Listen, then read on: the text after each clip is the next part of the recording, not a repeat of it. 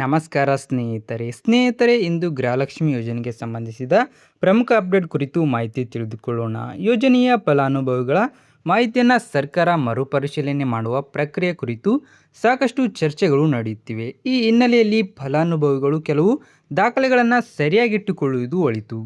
ಸರ್ಕಾರದ ಉದ್ದೇಶ ನಿಜವಾದ ಫಲಾನುಭವಿಗಳಿಗೆ ಮಾತ್ರ ಯೋಜನೆಯ ಸೌಲಭ್ಯ ತಲುಪುವಂತೆ ನೋಡಿಕೊಳ್ಳುವುದು. ಅದಕ್ಕಾಗಿ ಫಲಾನುಭವಿಗಳ ವಿವರಗಳನ್ನು ಪರಿಶೀಲಿಸುವ ಪ್ರಕ್ರಿಯೆಯನ್ನು ಹಂತವಾಗಿ ಕೈಗೊಳ್ಳಬಹುದು. ಈ ಪ್ರಕ್ರಿಯೆಯಲ್ಲಿ ಆಧಾರ್, ಬ್ಯಾಂಕ್ ಖಾತೆ, ರೇಷನ್ ಕಾರ್ಡ್ ಹಾಗೂ ಇತರ ದಾಖಲೆಗಳ ಮಾಹಿತಿಯನ್ನು ಪರಿಶೀಲಿಸುವ ಸಾಧ್ಯತೆ ಇದೆ.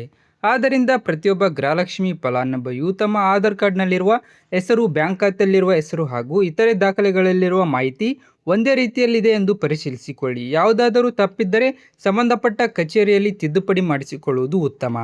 ಕೆಲವು ಸಾಮಾಜಿಕ ಜಾಲತಾಣಗಳಲ್ಲಿ 1 ತಿಂಗಳೊಳಗೆ ಬಯೋಮೆಟ್ರಿಕ್ ಮಾಡಿಸದಿದ್ದರೆ ಹಣ ನಿಲ್ಲುತ್ತದೆ ಅಥವಾ ಫೇಶಿಯಲ್ ಅಥೆಂಟಿಕೇಷನ್ ಕಡ್ಡಾಯ ಎಂಬ ಸುದ್ದಿಗಳು ಹರಿದಾಡುತ್ತಿವೆ. ಆದರೆ ಇಂತಹ ವಿಷಯಗಳಿಗೆ ಸಂಬಂಧಿಸಿದಂತೆ ಸರ್ಕಾರದಿಂದ ಅಧಿಕೃತ ಆದೇಶ ಪ್ರಕಟವಾದರೆ ಮಾತ್ರ ಅದನ್ನು ಅನುಸರಿಸಿ. ವದಂತಿಗಳನ್ನು ನಂಬಿ ಆತಂಕ ಪಡುವ ಅಗತ್ಯವಿಲ್ಲ.